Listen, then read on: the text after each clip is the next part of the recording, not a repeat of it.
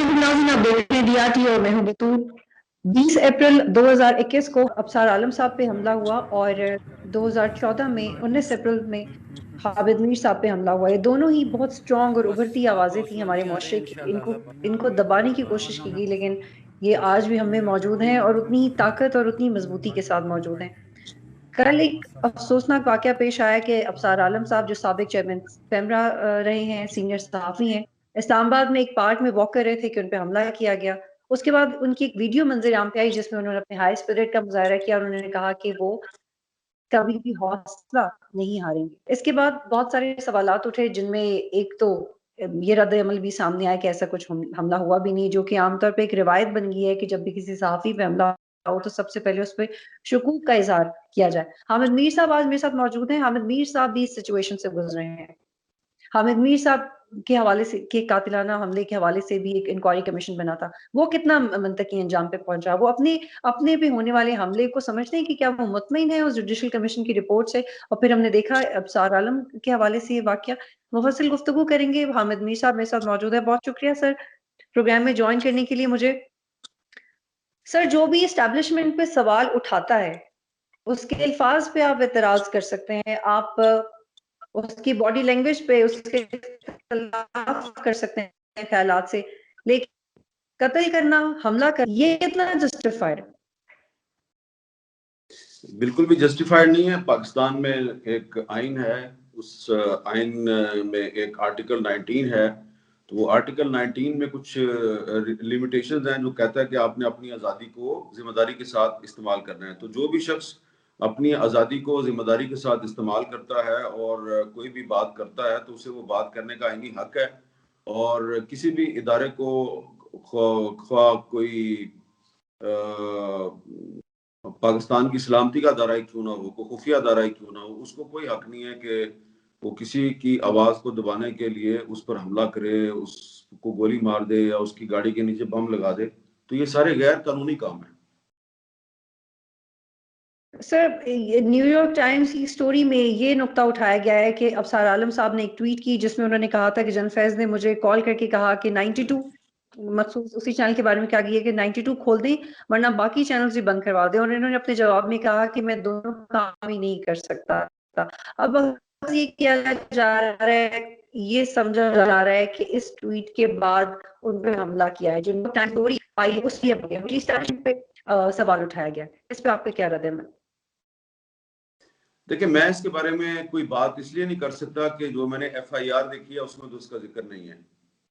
तो FIR में अगर इसका जिक्र होता या उन्होंने किसी पे शक का इजहार किया होता तो फिर मैं इस पे बात कर सकता। तो अभी क्योंकि मेरी अब्सार साहब से रात को हॉस्पिटल में मीटिंग मुलाकात हुई थी, तो उन्होंने भी मेरे साथ कोई ऐसी बात नहीं की, ना ही उनकी फैमिली ने कोई ऐसी बात की है, ना ही FIR में ये बात मौजूद है। इसलिए मैं इस पर कमेंट नहीं कर सकता। लेकिन सर, जब आप पे हमला हुआ था तो भी सिक्योरिटी इदारों पे सवाल उठे, आपके अपने चैनल ने आपको सपोर्ट किया और आपने एक मौक़िफ़ इख्तियार किया था। लेकिन जब एक इंक्वायरी कमीशन की रिपोर्ट सामने आई तो उस मौक़िफ़ को सपोर्ट नहीं किया गया सर। आप कितना मुतमईन हैं उस कमीशन की रिपोर्ट? देखिए, मेरा जो मौक़िफ़ था वो ये नहीं था जो आप कह रही हैं कि चैनल ने सपोर्ट इसलिए किया था कि मैंने अपने चैनल को पहले से लिख के दिया हुआ था। मैंने खुद एक ईमेल की हुई थी अपनी चैनल की एडमिनिस्ट्रेशन को और उनको लिखा हुआ था मैंने कि अगर मुझे कुछ होगा या मेरे को हमला होता है तो इसके जिम्मेदार फलां लोग होंगे। और फिर जब मेरे पे अटैक हो गया तो न सिर्फ ये कि उनके पास मेरी ईमेल मौजूद थी बल्कि मेरी फैमिली ने भी वही बात की जो मैंने अपनी ईमेल में लिखी थी। और उसके बाद जब मुझे होश आया दूसरे या तीसरे दिन, तो उसके बाद मैंने यही मौक़िफ़ इख्तियार किया था जो कि मेरे चैनल का था और जो कि मैंने ईमेल में भी लिखा हुआ था। तो फिर जो FIR दर्ज हुई थी उसमें भी हमने यही बात लिखी। जो जुडिशल कमीशन बना था उस जुडिशल कमीशन में सुप्रीम कोर्ट के 3 जज थे और पहली उसकी हेयरिंग कराची में हुई थी। उसके बाद उसकी 2 हेयरिंग जो है वो इस्लामाबाद में हुई थी सुप्रीम कोर्ट की बिल्डिंग में। और उसके बाद उसकी कोई हेयरिंग नहीं हुई। और फिर उस वक्त के जो वजीर आजम थे नवाज शरीफ साहब, फिर उनके पास जी। जाके मैंने उनसे पूछा था کہ آپ نے ایک سپریم کورٹ کے 3 ججوں کا انکوائری کمیشن بنایا تھا، تو اس کی رپورٹ کدھر ہے، وہ کہاں پہ ہے، رپورٹ کیوں نہیں مجھے ملی؟ تو انہوں نے کہا کہ مجھے نہیں پتا اور حکومت کو نہیں ملی. پھر شاید کسی اخبار نے یہ خبر چھاپی تھی کہ جی رپورٹ آ گئی ہے، لیکن بعد میں جب ہم نے اس وقت کے چیف جسٹس تھے جو انور ظہیر جمالی صاحب، ان سے پوچھا تو انہوں نے کہا کہ ایسی کوئی رپورٹ نہیں آئی. تو وہ ایسی کوئی رپورٹ موجود ہی نہیں ہے. تو لیکن سر وہ رپورٹڈلی اس رپورٹ کو سرکولیٹ کیا گیا، تو وہ رپورٹ پہ کس نے سرکولیٹ کروائی اگر وہ رپورٹ غلط اور جھوٹ ہے؟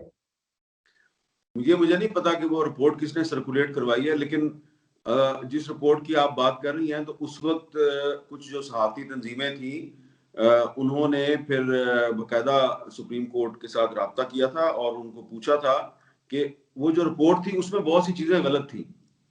اگر وہ کوئی مینوفیکچرڈ رپورٹ تھی یا جعلی رپورٹ تھی تو اس میں بہت سی چیزیں غلط تھیں، کیونکہ اس میں مثال کے طور پہ جو مجھے یاد پڑتا ہے کہ ہمارا جو ایک جیو کے کورسپونڈنٹ تھے سوات میں، موسیٰ خان خیل، تو وہ صحافی تھے، ان کو قتل کر دیا گیا تھا. تو ان کے بارے میں لکھا ہوا تھا طالبان ٹیررسٹ. تو اس طرح مجھے لگتا ہی ہے کہ وہ رپورٹ کسی نے مینوفیکچر کی تھی، وہ کوئی اوتھینٹک رپورٹ نہیں تھی. اس کے بعد ایک اور جرنلسٹ ہیں ARY کے ارشد شریف صاحب، تو انہوں نے کئی دفعہ اسلام آباد ہائی کورٹ میں یہ پٹیشن دائر کی کہ جی جو حامد میر پر قاتلانہ حملے کی جو انکوائری رپورٹ ہے وہ مجھے دی جائے. تو بار بار اسلام آباد ہائی کورٹ جب بھی اٹارنی جنرل سے کہتی تھی کہ آپ کا اس پہ کیا موقف ہے، تو وہ ہمیشہ یہی کہتے تھے کہ ہم یہ رپورٹ نہیں دے سکتے، بلکہ رپورٹ موجود ہی نہیں ہے. تو جو گورنمنٹ کی آفیشیل پوزیشن ہے اسلام آباد ہائی کورٹ میں، اس کے مطابق وہ رپورٹ ہے ہی نہیں ہے، موجود ہی نہیں ہے.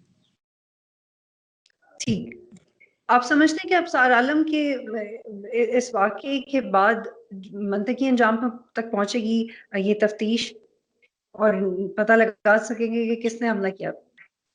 دیکھیں، ابصار عالم صاحب پر حملہ جو ہے وہ میں سمجھتا ہوں کہ صرف ایک فرد پر حملہ نہیں ہے، بلکہ اس کے ذریعے بہت سے جو اور لوگ ہیں ان کو پیغام دیا گیا. اس کی ٹائمنگ بھی بڑی امپورٹنٹ ہے، اور جس طریقے سے جو انہوں نے مجھے ابصار عالم صاحب نے رات کو جو تفصیلات بتائی ہیں، تو اس سے یہ لگ رہا تھا کہ کوئی آدمی کافی دن سے ان کی ریکی کر رہا تھا، اور اس نے بہت سوچ سمجھ کے جان بوجھ کر ان پر حملہ کیا. اور شاید اگر وہ شور نہ مچاتے یا ریزسٹ نہ کرتے تو ہو سکتا ہے کہ وہ دوسری گولی بھی چلا دیتا. اور وہاں اس واقعے کے کچھ آئی وٹنسز بھی موجود ہیں. تو اس واقعے کی میرا خیال ہے کہ اتنا مشکل نہیں ہے. اسلام آباد کو آپ نے سیف سٹی کیمروں سے بھرا ہوا ہے، تو کہیں نہ کہیں پہ کوئی کیمرہ لگا ہوگا، اس کیمرے کی فوٹیج بھی موجود ہونی چاہیے.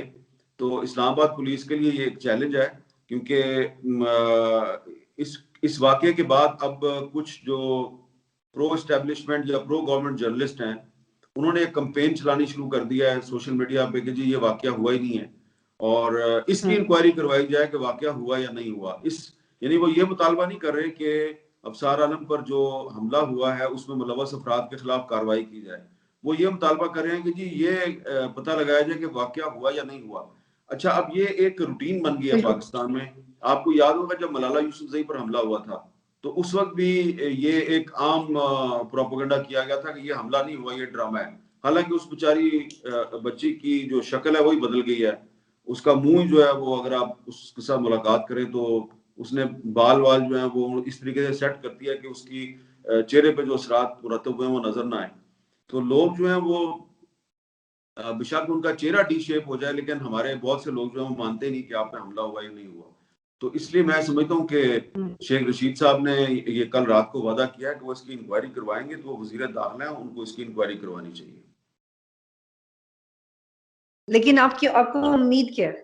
امید ہے آپ کو؟ دیکھیں، میں اب امید تو اچھی رکھوں گا نا. میں تو یہی چاہوں گا کہ اگر شیخ رشید صاحب نے وعدہ کیا ہے اور فواد چودھری صاحب جو ہیں انہوں نے بھی کہا ہے کہ ہم اس کی انکوائری ضرور کروائیں گے، تو اس کی انکوائری ہونی چاہیے. اس میں جو جرنلسٹ کمیونٹی ہے اس کو چاہیے کہ اس کو ایک چیلنج سمجھے. اب کچھ لوگ جو ہیں انہوں نے یہ اوپینین اختیار کر لیا کہ ابصار عالم صاحب کیونکہ صحافت چھوڑ چکے ہیں، ہی از نو مور اے جرنلسٹ، تو اس کو جرنلسٹ کمیونٹی کا اس کا ایشو نہ بنایا جائے. لیکن سوال یہ پیدا ہوتا ہے کہ کوئی جرنلسٹ ہے یا نہیں ہے، لیکن وہ پاکستان کا شہری تو ہے نا، تو اس پر اگر حملہ ہوا ہے اور حملہ جو ہے وہ براڈ ڈے لائٹ میں ہوا ہے اور وہ زخمی ہوا ہے اور ہاسپٹل میں وہ ایڈمٹڈ ہے، ابھی تک ہاسپٹل میں ہی ہے، تو اس حملے کی پولیس کو انکوائری تو کرنی چاہیے نا. اور جب کوئی یہ کہتا ہے کہ بھئی یہ حملہ فیک ہے یا ہوا ہی نہیں ہے، جب کوئی یہ کہتا ہے کہ یہ تو جرنلسٹ ہی نہیں ہے، اس سے شکوک و شبہات میں اضافہ ہوتا ہے. اس سے آپ ایسا لگتا ایک ہے آخری کہ سوال. ایگزیکٹلی حامد میر صاحب، ایک آخری سوال آپ سے. رپورٹڈلی بات کی گئی اس رپورٹ کے حوالے سے جو آپ پہ حملے کے بعد شاید سامنے آ سکتی تھی یا کہیں اس کو لیک کیا جانے کی کوشش کی، اور آپ کے مطابق ایسی کوئی رپورٹ ہے ہی نہیں. تو سر سوال یہ کہ رپورٹ آتی کیوں نہیں ہے، کمیشن کیوں بنا، دیکھیں آپ کے حوالے سے رپورٹ کیوں نہیں ہے، کیوں نہیں آیا آپ پہ جس نے حملہ کیا وہ کیوں نہیں پتا چلا؟ دیکھیں ایک تو اس میں کمزوری اس وقت کی حکومت کی تھی. اس وقت کی جو حکومت تھی مسلم لیگ نون کی حکومت تھی، تو اس حکومت نے یہ اعلان تو کر دیا کہ سپریم کورٹ کے 3 ججز انکوائری کریں گے، لیکن جو حکومت ہے اس نے اس کو صحیح طریقے سے فالو اپ نہیں کیا. پھر جو سندھ حکومت تھی وہاں پہ پیپلز پارٹی تھی، سندھ حکومت جو ہے وہ اب اس کا پولیس پہ اتنا اختیار نہیں تھا. اب جو وفاقی تحقیقاتی ادارے تھے انہوں نے بھی اس میں سندھ گورنمنٹ جو ہے اس کی مدد نہیں کی، نہ ہی اس کو فالو اپ کیا. سپریم کورٹ کے ججز جو ہے ان کو ہم جتنا ایویڈنس دے سکتے تھے ہم نے دیا، اور اس میں ہمارے جو کچھ ساتھی تھے، صحافتی تنظیمیں تھیں، انہوں نے فالو اپ بھی کیا. لیکن جو اس میں مین ایکیوز تھے جنرل ظہیر الاسلام، ان کو جب بھی بلایا گیا انکوائری کمیشن کی طرف سے تو وہ نہیں آئے. وزارت دفاع کا کوئی نہ کوئی نمائندہ جو ہے وہ چلا جاتا تھا. تو اس لحاظ سے وہ رپورٹ جو ہے وہ ایکچولی اس لیے بھی نہیں بنی کہ اس میں جو مین ایکیوز تھا اس کو جب بھی بلایا گیا تو وہ پیش نہیں ہوا اس کے سامنے، اور حکومت نے بھی اس کو فالو نہیں کیا. پھر حکومت جو ہے اس نے مینج کیا کہ جو میرے ادارے کی انتظامیہ ہے اس سے معافی منگوائی جائے.